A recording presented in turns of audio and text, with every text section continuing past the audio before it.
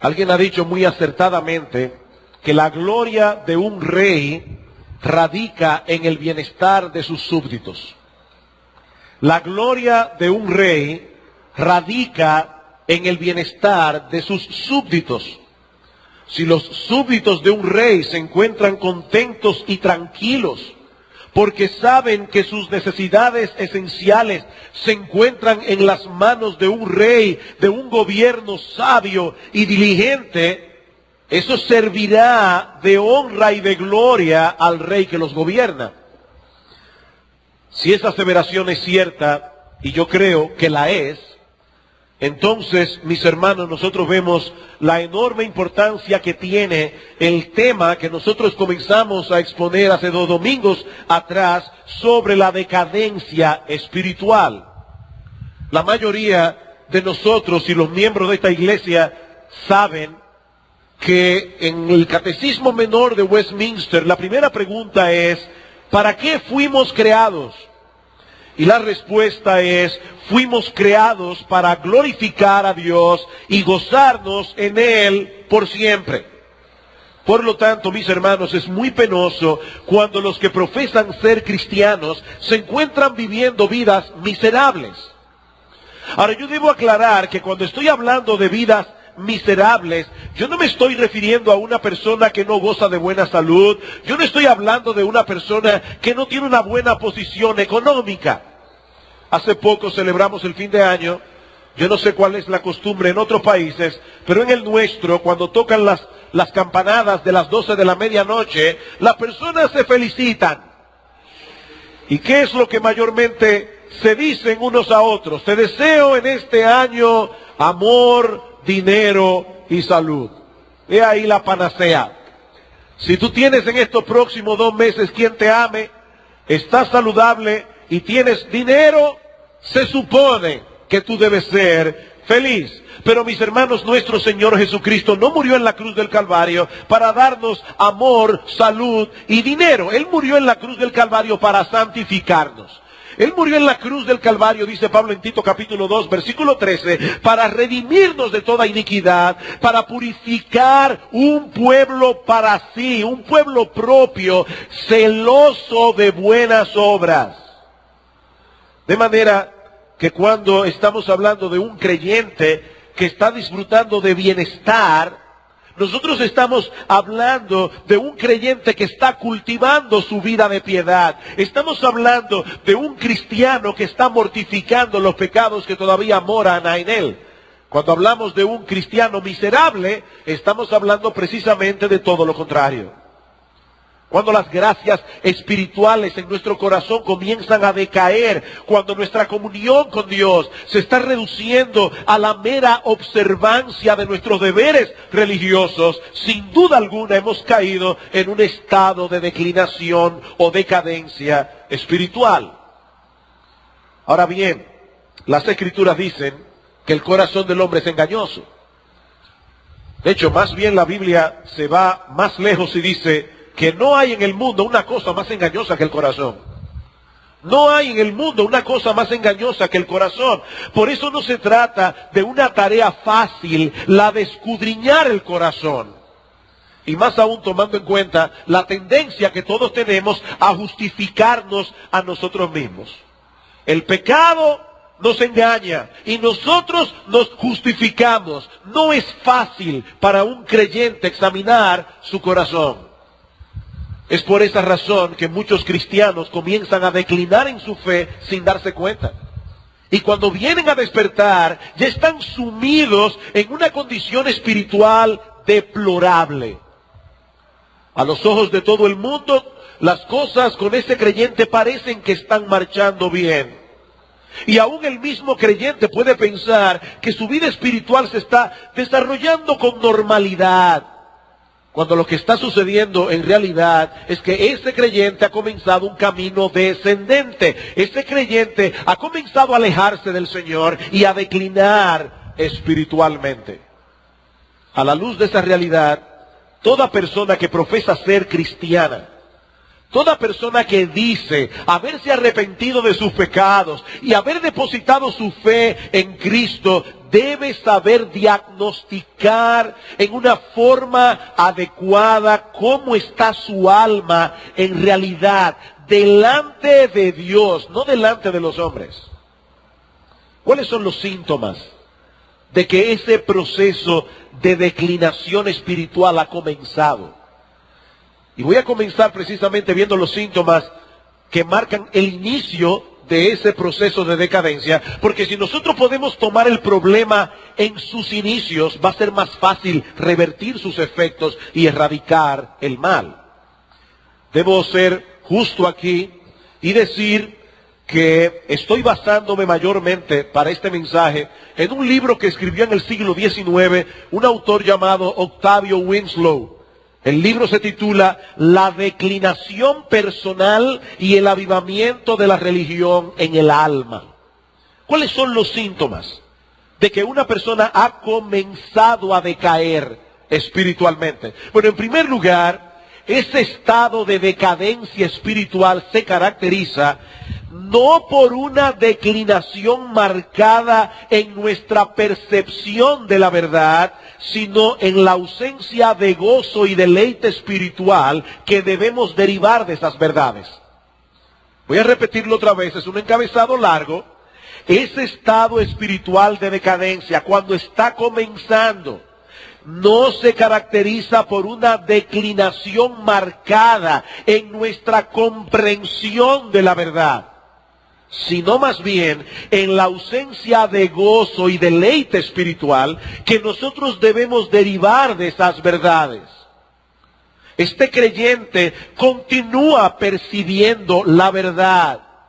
Él puede definir con precisión los puntos principales de su fe. Él puede explicar teológicamente cómo se interrelacionan todas estas doctrinas, la importancia de cada una de ellas, pero aún así, este cristiano no está experimentando gozo, no está experimentando deleite, el gozo y el deleite que debe producir la doctrina en el corazón. Dice Winslow, el juicio no habrá perdido nada de luz, pero el corazón sí habrá perdido mucho de su fervor. Las verdades de la revelación, especialmente las doctrinas de la gracia, fuimos elegidos, fuimos llamados, Cristo murió por nosotros, seremos preservados. Esas doctrinas ocuparán la misma posición que tenían antes, pero aún así, la influencia de estas verdades serán escasamente experimentadas. Escasamente experimentadas. No serán esas verdades las que mantendrán el alma de este creyente confiada, tranquila y gozosa en el Señor, aún en medio de las pruebas, aún en medio de la aflicción. Y ahí está ese creyente en la iglesia, en el culto de adoración, cantando junto con todos los demás acerca de la majestad de Cristo, acerca de su obra redentora.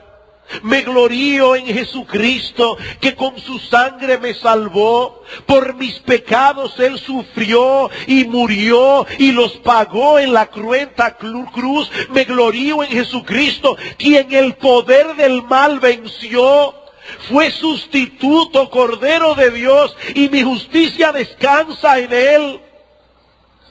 Y ese creyente está captando perfectamente el significado de cada una de estas líneas, pero su corazón no reacciona con gozo. Su corazón no reacciona con la confianza que esas verdades deberían producir en un verdadero hijo de Dios. Los hermanos que están a su lado no pueden darse cuenta de que algo no anda bien, porque él está cantando, él está haciendo exactamente lo mismo que están haciendo los demás. Él no ha llegado a ese estado tan profundo de decadencia espiritual en la que un creyente ni canta siquiera. No, esto está comenzando en su corazón. Él canta todavía, él entiende lo que canta, pero no experimenta el gozo que esas verdades reveladas por Dios deben producir en el corazón de un cristiano, mis hermanos, eso es un síntoma de que el proceso de decadencia ha comenzado. Ese es un síntoma de que hay un proceso de decadencia obrando en el corazón de ese creyente. ¿Qué dice Cristo? Este pueblo de labios me honra, mas su corazón está lejos de mí. Este pueblo de labios me honra, pero su corazón está lejos de mí. Alguien dijo muy acertadamente que la religión que no se deleita en Dios no es religión verdadera.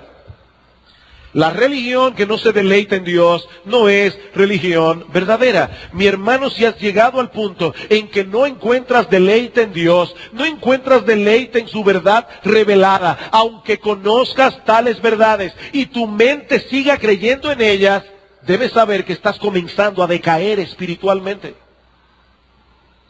Esa puede ser la razón, sospecho yo, por la que a algunas personas les es tan difícil mantenerse conectadas con el tema del sermón cuando termina el culto.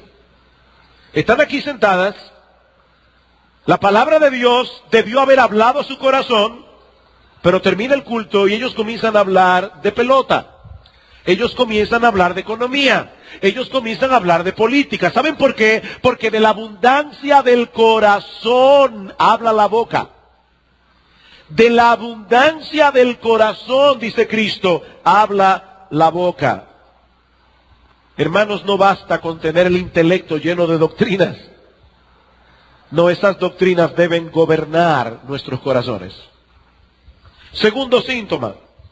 Ese estado de decadencia espiritual se caracteriza no por la reducción de las normas de santidad, sino porque el corazón no está procurando activamente conformarse a esa norma.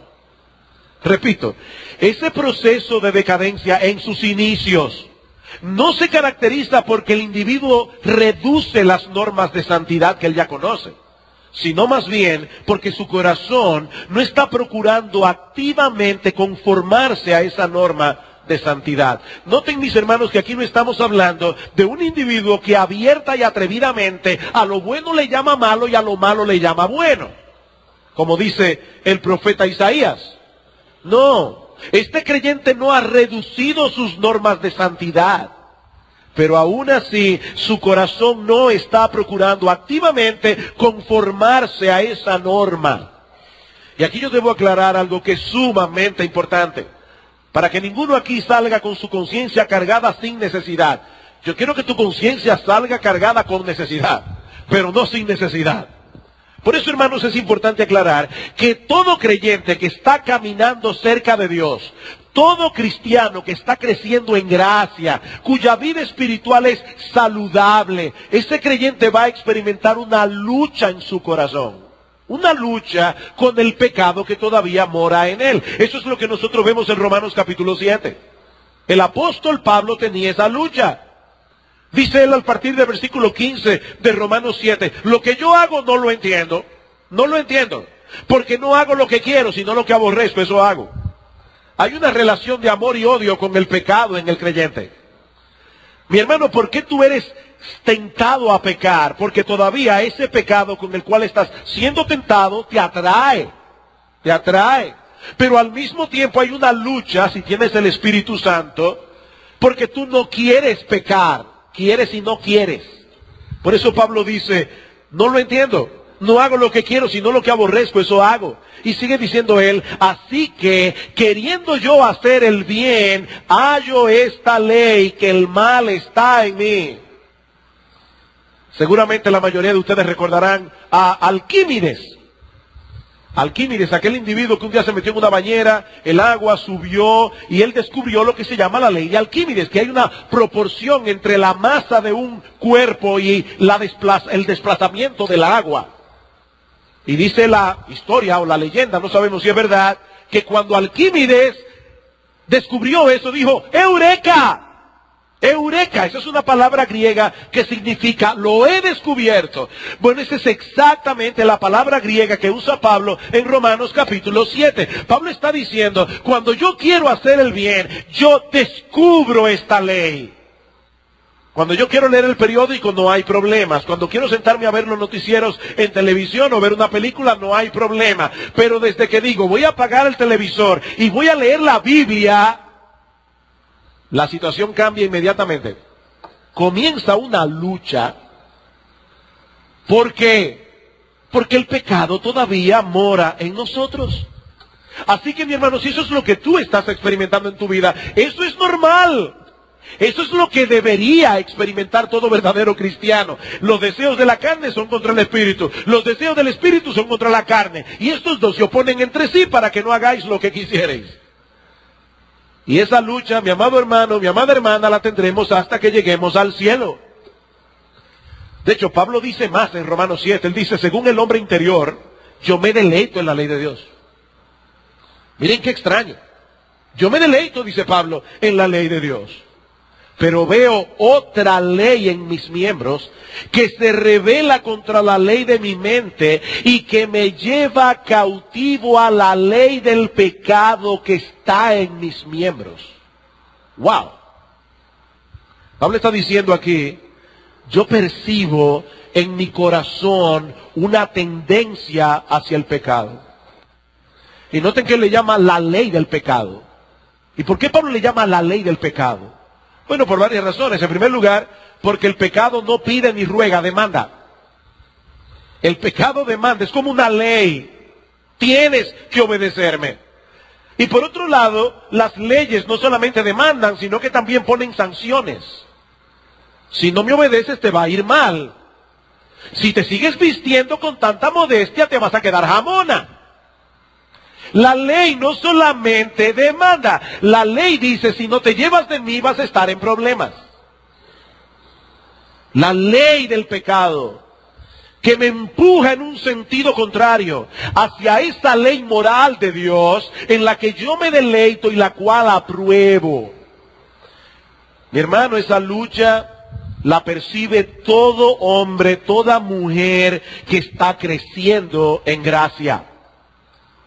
Lo que estamos diciendo es que aquel que ha comenzado a decaer, aquel que ha comenzado a declinar, ya no percibe esa realidad tan violentamente en su corazón. Él está tranquilo, porque en su mente él todavía aprueba el contenido de la ley moral de Dios.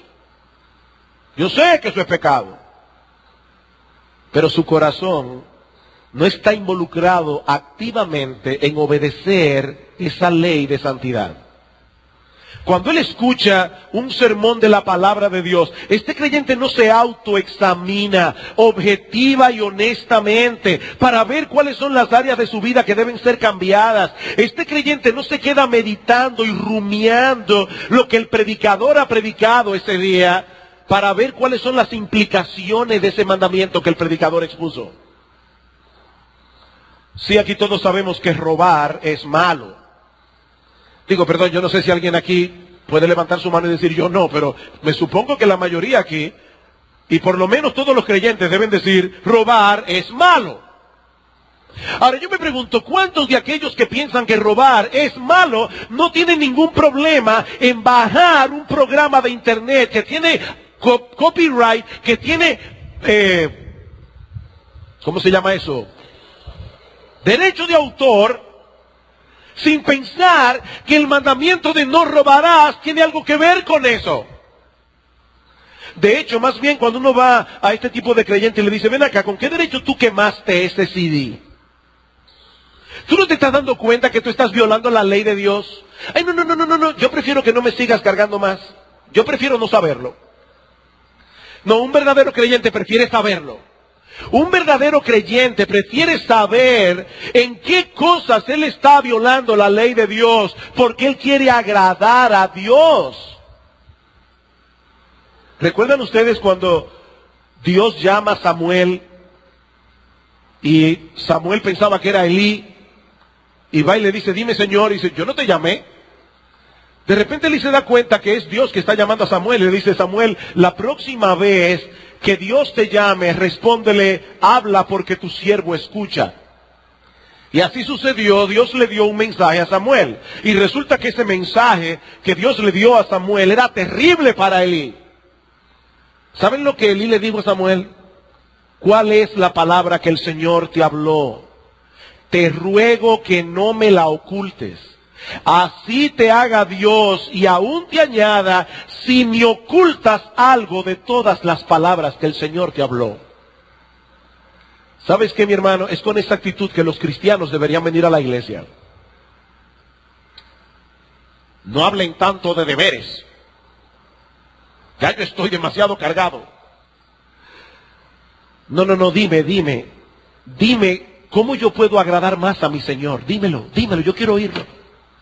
Dímelo, yo quiero saber cómo más puedo parecerme a Jesucristo. Eso es lo que hace un creyente. Cuando Samuel le dijo a Elí lo que Dios había revelado, ¿cuál fue la reacción de Elí? Jehová es. Haga lo que bien le pareciera. Para eso Él es Dios. Mis hermanos, la verdadera espiritualidad no radica en la capacidad de entender la verdad. La verdadera espiritualidad no radica en la capacidad que un hombre tenga de predicar la verdad. No, la verdadera piedad se manifiesta en la manera como esa verdad controla nuestras acciones, controla nuestras palabras, controla nuestras decisiones, nuestros sentimientos, nuestras ambiciones, nuestras metas. ¿Qué dice Cristo en las bienaventuranzas? Bienaventurado el que tiene hambre y sed de justicia. Escuchen esas dos palabras, hermanos, hambre y sed. Hambre, un anhelo profundo de copiar, de imitar el carácter justo de Dios. Un anhelo profundo de ser cada vez más parecido a nuestro bendito Señor Jesucristo. Mi amado hermano, si tú no tienes ese anhelo, si tú no tienes esa hambre y esa sed, tú debes saber que eso es un síntoma de que la decadencia espiritual ya comenzó. Decadencia espiritual. Muchas personas que están pasando por una etapa de decadencia se sienten cómodos en la iglesia siempre y cuando el predicador hable de verdades generales. Verdades generales. Alguien decía que hay algunos predicadores, y yo he dicho eso antes, que son como esos malabaristas de circo, que ponen a una mujer en una rueda y la gracia está en que le tira muchos cuchillos pero no le pega ninguno. Hay predicadores que son así, mientras él tira el cuchillo que no se le pega a nadie, el creyente que está decayendo espiritualmente dice amén, qué bueno, qué buen mensaje. Pero cuando el predicador desciende al terreno de lo específico, cuando comienza a poner el dedo sobre la llaga, cuando el predicador comienza a exponer el significado de esa verdad que ha sido expuesta, cuáles son los pecados que esa verdad manifiesta en nosotros, cuáles son los cambios que nosotros debemos implementar en nuestras vidas a la luz de esa verdad, cuando la predicación activa nuestra conciencia y nos dice, tú eres ese hombre, entonces reaccionamos como Acab. ¿Recuerdan cuando Josafat le dice a Acab, ¿hay algún profeta de Jehová aquí? Dice Acab, hay uno, pero yo lo aborrezco.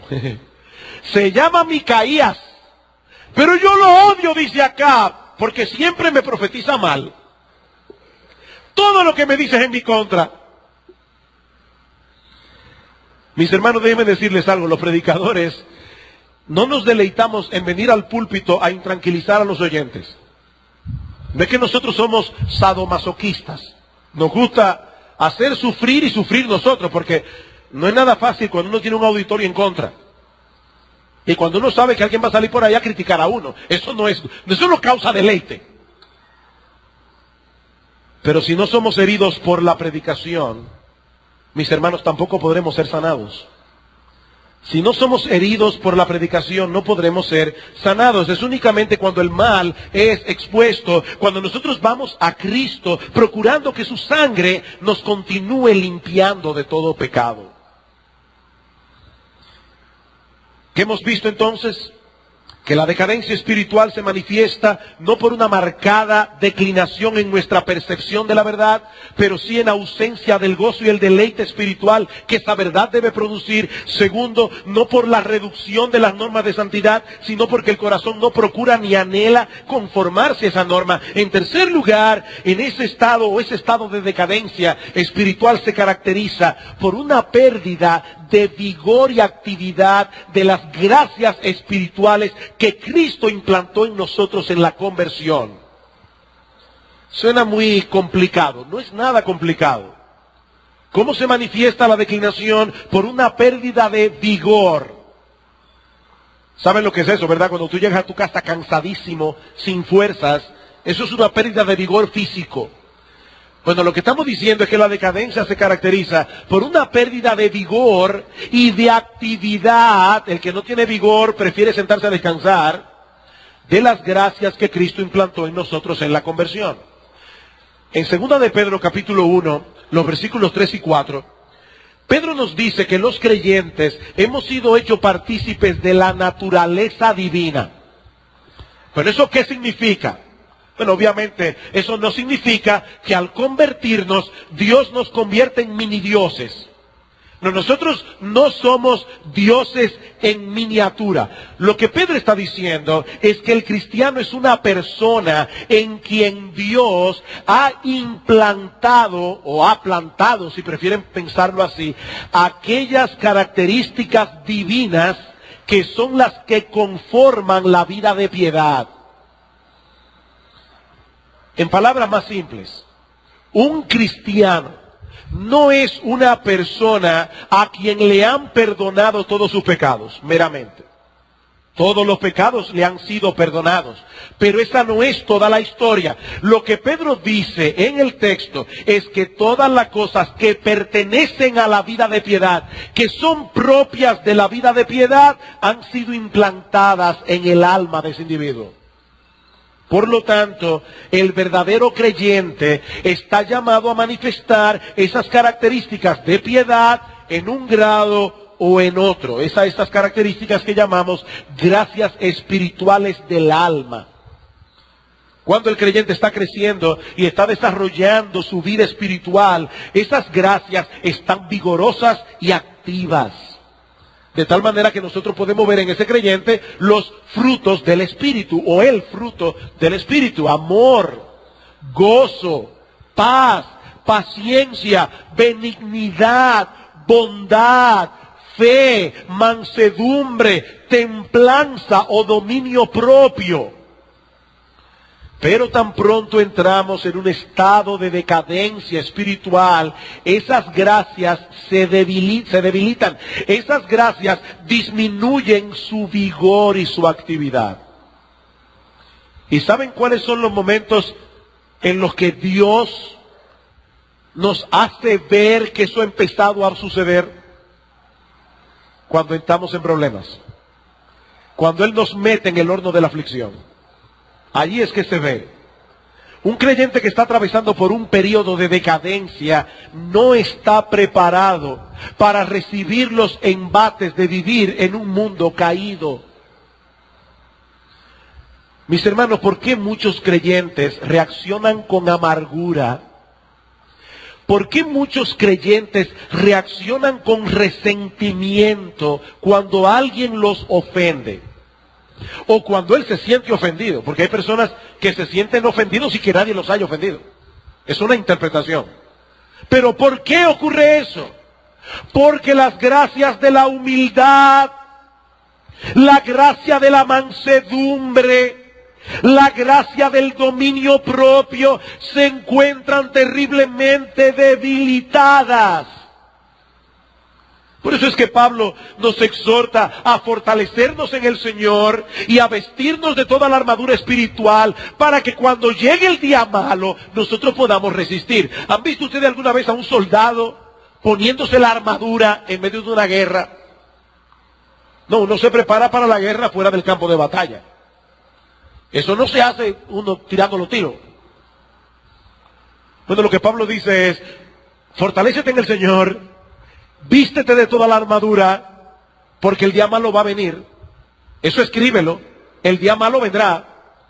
Y si tú estás declinando espiritualmente, tú no vas a estar preparado para eso. No estás preparado. Son esos creyentes que tienen una lista de contabilidad larga. Ellos no saben perdonar. Ellos no saben olvidar.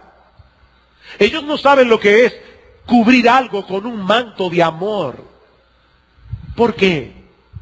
Las gracias que Dios implantó en nosotros han perdido su vigor. Estás declinando espiritualmente. En cuarto lugar, ese estado de decadencia espiritual se manifiesta cuando leemos la Biblia, pero no con un sincero deseo de conocer la mente de Dios para obedecerle y agradarle, sino por una mera costumbre o para satisfacer un anhelo intelectual. Repito, ese estado de decadencia espiritual cuando está comenzando, porque cuando ya está desarrollado ni lee la Biblia. Pero estamos hablando aquí de una persona que todavía lee la Biblia.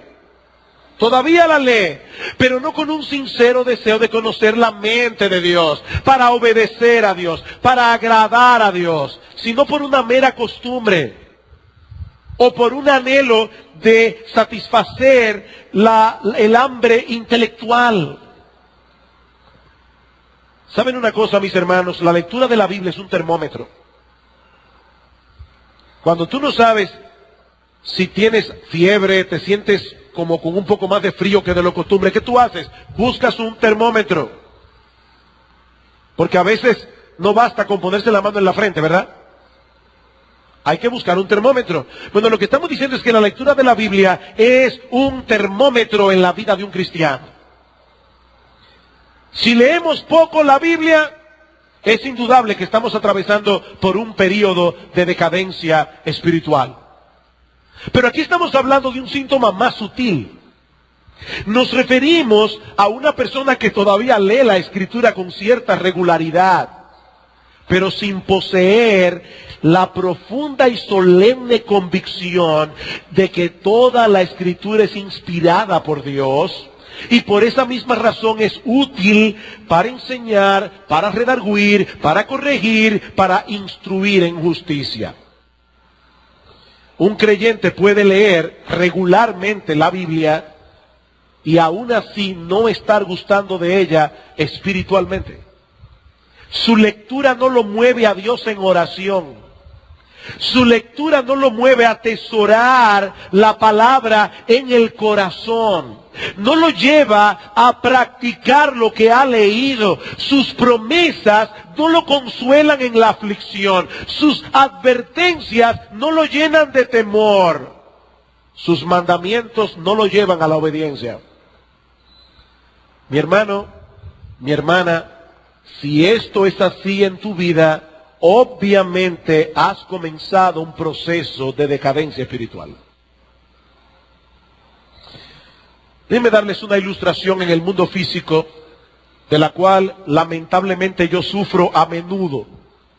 Vengo desde hace meses luchando con una sinusitis terrible.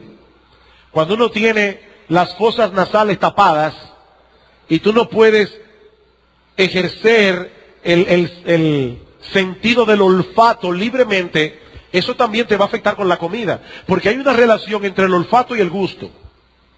Cuando tú estás tapado, como decimos nosotros, tú tampoco gustas del todo de la comida que te estás comiendo.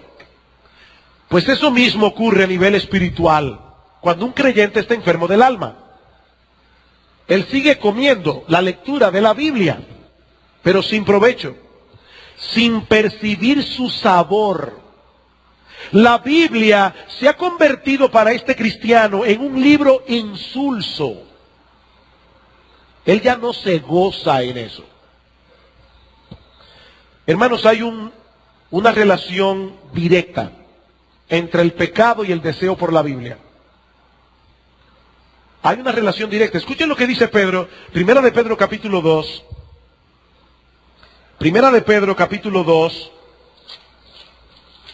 versículos 1 y 2. Dice Pedro, desechando pues toda malicia, todo engaño, hipocresía, envidias y todas las detracciones, desead como niños recién nacidos la leche espiritual no adulterada. Y está hablando de la Biblia. ¿Han visto ustedes cómo desea la leche un niño recién nacido? Y déjenme decirles que aquí no está hablando de un recién convertido. Este texto no se escribió para recién convertidos. Este texto está diciendo que todo cristiano, en toda época de su vida, si está bien y saludable espiritualmente, va a desear la leche espiritual como el niño recién nacido desea la leche de su madre. Eso es lo que está diciendo. Hay una relación entre una cosa y otra. Déjame hacerte una pregunta. ¿Todavía lees la Biblia con regularidad? Si tu respuesta es afirmativa, si todavía estás apartando un tiempo diario y específico para leer las Escrituras, me gozo en eso. Pero no es suficiente. Déjame hacerte otra pregunta. ¿Por qué lo haces? ¿Por qué lo haces? ¿Es porque deseas conocer más profundamente a tu Señor? ¿Hacer más su voluntad? ¿Es porque deseas parecerte cada vez más al Señor Jesucristo? Pablo oraba por los creyentes de Colosas y Pablo pedía sin cesar que ellos fuesen llenos del conocimiento de la voluntad de Dios en toda sabiduría e inteligencia espiritual. Dice Colosenses 1:9. Ahora, ¿cuál era el propósito por el que Pablo pedía esto? ¿Es que acaso Pablo estaba interesado en aumentar el cúmulo de conocimiento doctrinal de estos hermanos? No. Escuchen lo que él sigue diciendo. Para que andéis como es digno del Señor, agradándole en todo, llevando fruto en toda buena obra y creciendo en el conocimiento de Dios. Mi pregunta ¿es con ese propósito que tú lees la Biblia? ¿Es con ese propósito? ¿O lo haces más bien por costumbre? ¿O por acallar la voz de tu conciencia? Ya leí. Y cuando te preguntan en la noche, ¿qué leíste? Mira, yo sé que está en el Nuevo Testamento. Ya se evaporó. En un momento de la historia de Israel, Dios reprendió duramente a su pueblo. ¿Saben por qué? Dice el profeta Isaías 58, clama a voz en cuello, no te detengas, alza tu voz como trompeta, anuncia a mi pueblo su rebelión y a la casa de Jacob su pecado. Y uno dice, uy, ¿y cuál fue el pecado? ¿Cuál fue la rebelión que llevó a Dios a amonestar tan severamente a su pueblo? Escuchen ahora el resto. Que me buscan cada día y quieren saber mis caminos como gente que hubiese hecho justicia y que no hubiese dejado la ley de su Dios. Externamente, estos hombres estaban procurando conocer la voluntad de Dios. Diariamente inquirían acerca de los caminos de Dios, pero en realidad se habían olvidado de su ley.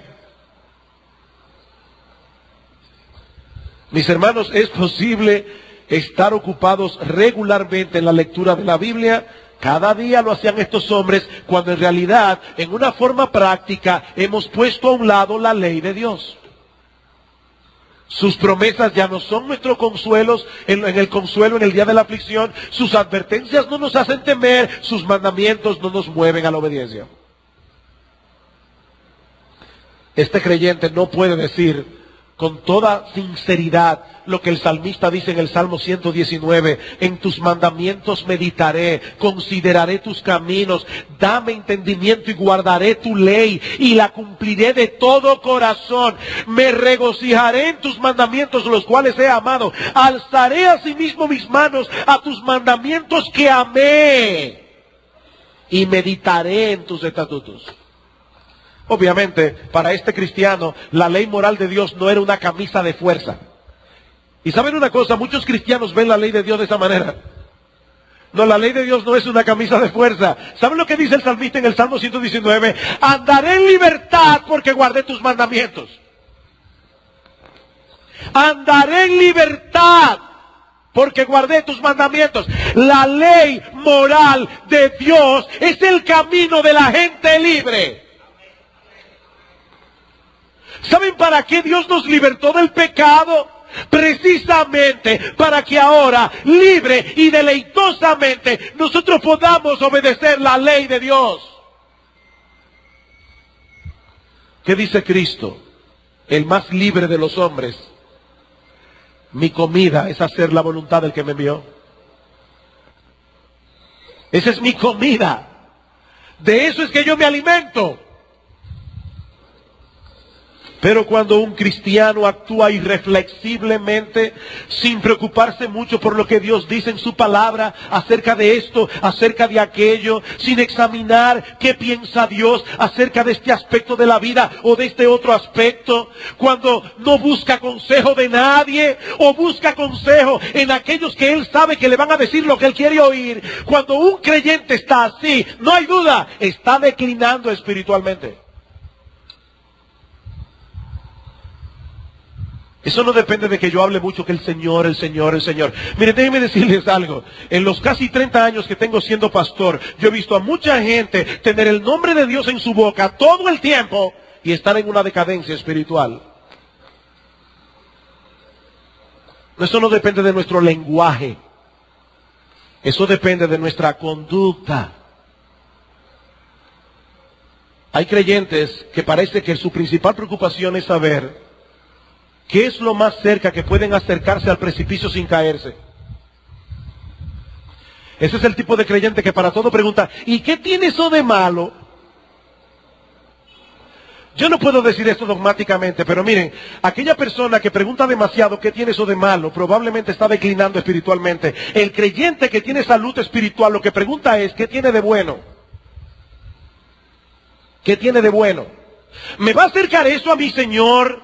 ¿Me va a hacer parecerme más a mi precioso Salvador? Entonces no me interesa.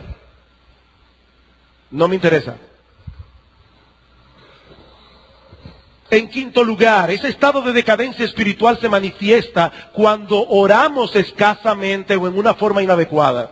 Ese estado de decadencia espiritual se manifiesta cuando oramos escasamente o en una forma inadecuada.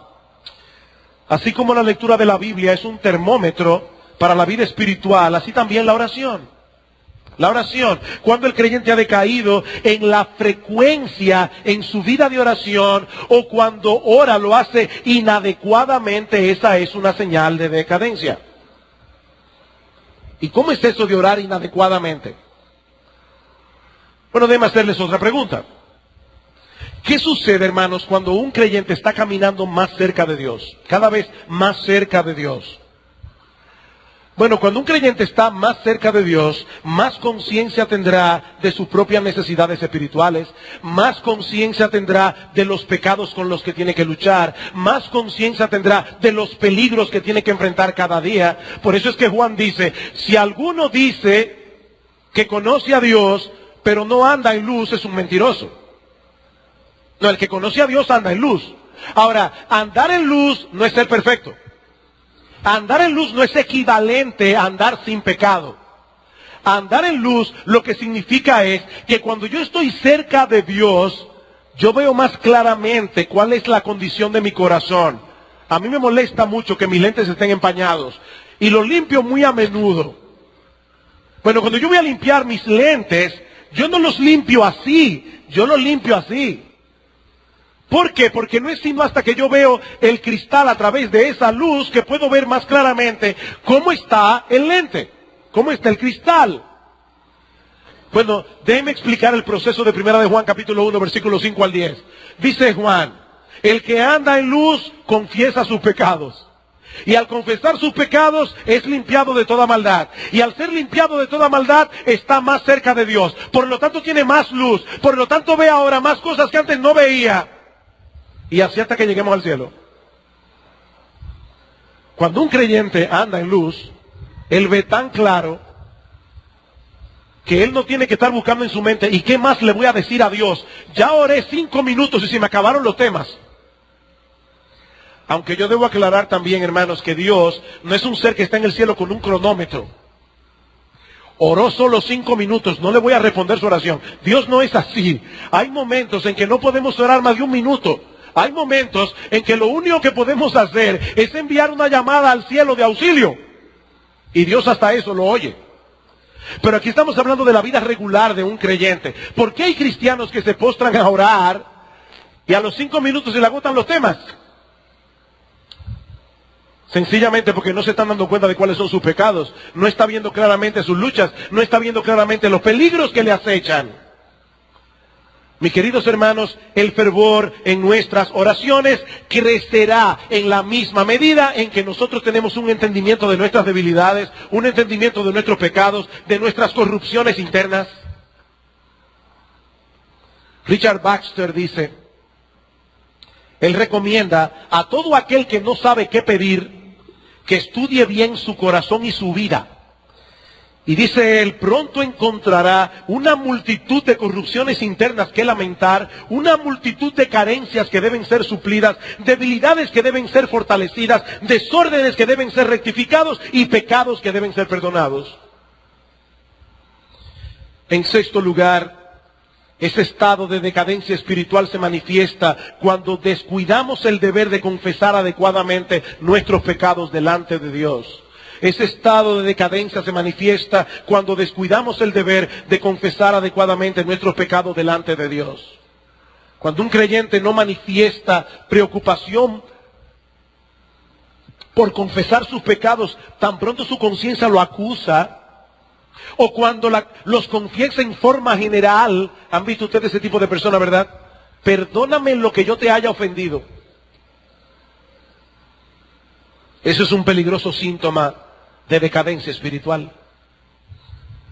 El creyente que no confiesa regularmente sus pecados, llamándolos por su nombre,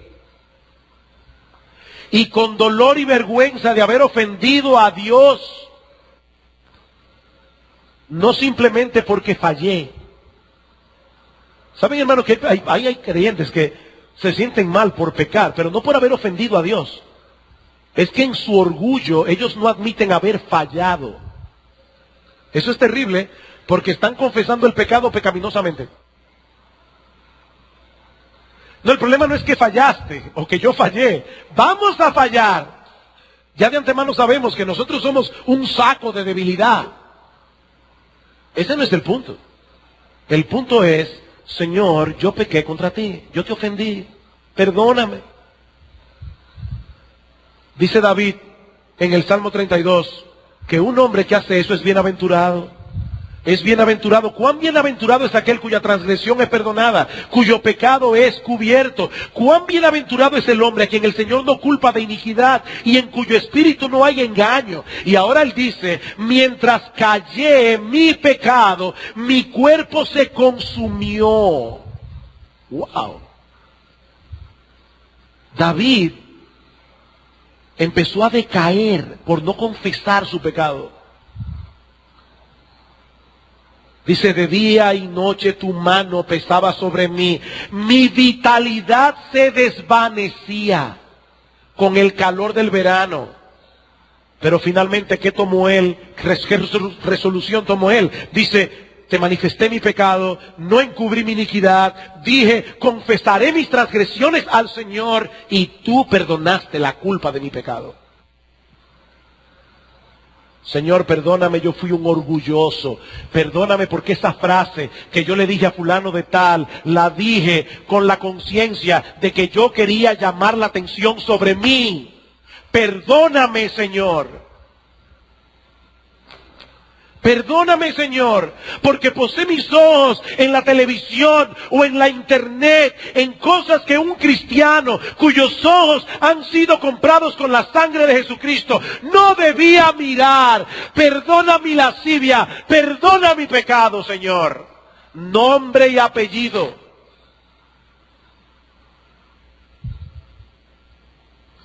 Finalmente, ese estado de decadencia espiritual se evidencia en nuestras vidas cuando manifestamos desamor hacia otros cristianos en vez de manifestar una medida creciente del amor de Cristo. Ese estado de decadencia se manifiesta cuando manifestamos desamor hacia otros cristianos en vez de manifestar una medida creciente del amor de Cristo. ¿Saben qué, mis hermanos? Mientras más ocupada está el alma con Cristo, menos lugar habrá para el desamor hacia aquellos que son el objeto del amor de Cristo. Pero cuando ha decaído el amor, cuando ha decaído el interés por nuestros hermanos, es porque hace rato que nuestro amor por Cristo también decayó. ¿Han visto ustedes a gente que dice, yo no tengo problema con el Señor, es con la iglesia? ¿Cómo que tú no tienes problemas con el Señor? Si alguno dice, yo amo a Dios, y aborrece a su hermano, y recuerden lo que el pastor Salvador decía el domingo pasado, esta palabra aborrecimiento no significa lo odio, quiero que se desaparezca del mapa. No, no necesariamente. El padre que no disciplina a su hijo lo aborrece, dice la Biblia, y no es que quiere hacerlo desaparecer del mapa, es que manifiesta tal desinterés por el bienestar de su hijo que no lo corrige a tiempo, para no meterse en problemas. Entonces el desinterés es aborrecimiento en la Biblia. ¿Y qué dice Juan? El que dice, yo amo a Dios y aborrece a su hermano es un mentiroso. Pues el que no ama a su hermano a quien ha visto, ¿cómo puede amar a Dios a quien no ha visto? Y nosotros tenemos este mandamiento de él, el que ama a Dios, ame también a su hermano.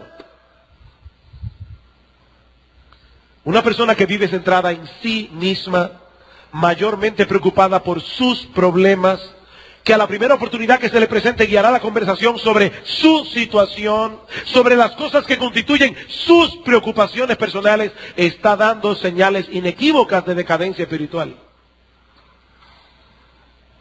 Hay personas que yo no sé cómo se las ingenian, pero de una forma u otra, ellos van a llevar la conversación para hablar de sus problemas, de su vida, de sus hijos, de su marido, yo. Van a visitar al enfermo en la clínica.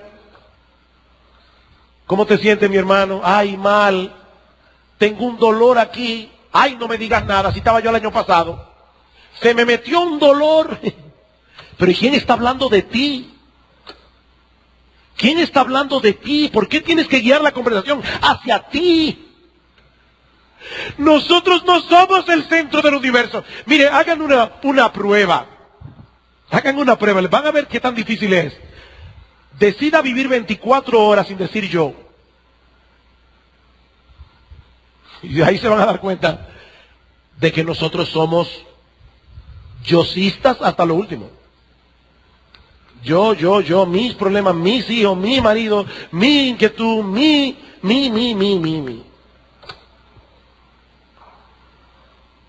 Este hermano no está preocupado por ampliar sus relaciones en la iglesia. Cuando escucha que el hermano tal está enfermo, no se preocupe en orar por él o visitarlo, a menos que no sea de su grupo, de sus amigos. No viene al culto de oración regularmente. Y eso es una falta. A menos que usted tenga una buena razón. ¿Por qué muchas personas no vienen al culto de oración sin razón? Bueno, por un lado, porque pueden haber perdido la confianza en la oración corporativa, en lo que Dios hace a través de la oración de la iglesia, pero también puede estar manifestando que a él no le importa lo que está pasando con el cuerpo de Cristo, ni aquí ni en otros lugares. Eso es una señal inequívoca de decadencia espiritual. Ahora déjame decirte algo para concluir. Yo tengo una buena noticia para ti. Saben que cuando estaba preparando este sermón, yo pensé, y así se lo dije a uno de los pastores, yo tengo 7 puntos en mi sermón. Cada uno de esos puntos puede ser un mensaje. Ahora, yo creo que es bueno poder darlo todos juntos. No para aplastarte, mi hermano, mi hermana. Es para que puedas tener una visión más amplia, general, y puedas autoexaminarte a ti mismo ya, hoy. Hoy, ahora. Ahora, si te has examinado a ti mismo y a través de estos síntomas dices, uy, estoy comenzando a declinar, o lo que es peor, hace rato que yo estoy en decadencia, Yo tengo una buena noticia para ti. Mi hermano, mi hermana, la misma gracia que te salvó cuando eras incrédulo, esa misma gracia está disponible para nosotros hoy para recobrarnos espiritualmente si estamos atravesando por un periodo de declinación espiritual. Ahí está la gracia, mi hermano. Ahí está la gracia. Ahí está el Evangelio. Ese es el mensaje de Cristo a las iglesias de Apocalipsis. Yo puedo resumir por lo menos 5 de estas cartas de Cristo en 2 encabezados. Examínate y arrepiéntete. Examínate y arrepiéntete. ¿Sabes qué significa eso, mi hermano? Que hay esperanza para ti, si eres creyente. Hay esperanza. Algunas de esas iglesias estaban muy mal. Y todavía Cristo le dice, examínate, arrepiéntete. Examínate, arrepiéntete, sin importar cuál es tu condición actual. Y nota que en cada una de esas cartas, el Señor en una forma expresa nos hace ver que lo que Él está diciendo a las iglesias, se lo está diciendo a todos los cristianos. El que tiene oído, oiga lo que el Espíritu dice a las iglesias. Esas cartas no eran simplemente para un grupo de cristianos en el Asia Menor hace 2000 años. Esa carta es para ti, mi hermano. Esa carta es para ti, mi hermana. Examínate y arrepiéntete. Ese examen no tiene como motivo llevarte a la depresión. Yo no sirvo para nada. ¿Sabes una cosa? Es verdad, tú no sirves para nada, ni yo tampoco. En eso tienes toda la razón. Dice Cristo, separados de mí, nada podéis hacer. Pero esa no es toda la historia. También Pablo dijo en Filipenses capítulo 4, versículo 13, todo lo puedo en Cristo que me fortalece. En Cristo, en Cristo. En los próximos mensajes nosotros veremos las causas, veremos los remedios de la declinación espiritual.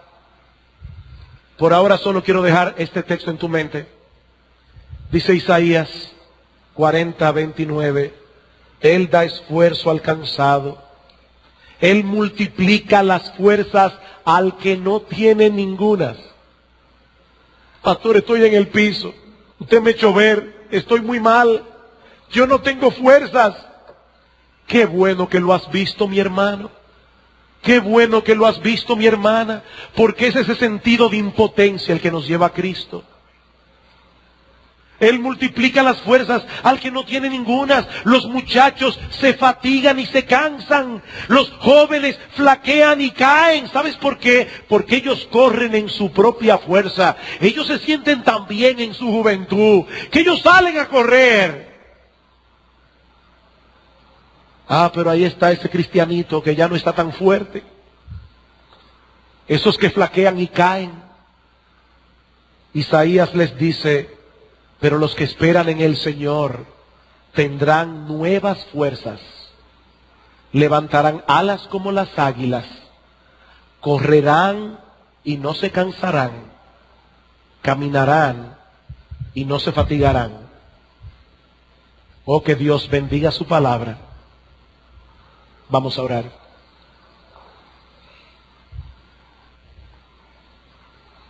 Padre, nosotros te damos gracias porque tú nos has dejado en nuestras manos un libro tan precioso, un libro tan valioso, un libro a través del cual nosotros podemos ver nuestra verdadera condición delante de ti, pero también un libro que nos da la salida, un libro que también nos dice lo que nosotros debemos hacer. Señor, bendice tu palabra en esta mañana. Ayúdanos a cada uno de los creyentes que están aquí en este lugar a poder examinar objetiva y honestamente su vida. Pero ayúdanos también, Padre, para que, como solían decir los puritanos, por cada mirada que demos a nuestro pecado, demos 10 miradas a Cristo, a nuestro Salvador muriendo en la cruz del Calvario. Bendice tu palabra, Señor. Anima aquí a los que están desanimados. Levanta a los caídos, oh Señor. Aquellos que están corriendo bien, anímalos para que sigan corriendo con los ojos puestos en Jesús, quien es el autor y el consumador de nuestra fe. Y aquellos que están aquí sin Cristo, oh Dios, muévelos eficazmente a buscar de esa misma gracia que hoy los puede salvar. Alabado sea tu nombre, en Cristo nuestro Salvador. Amén.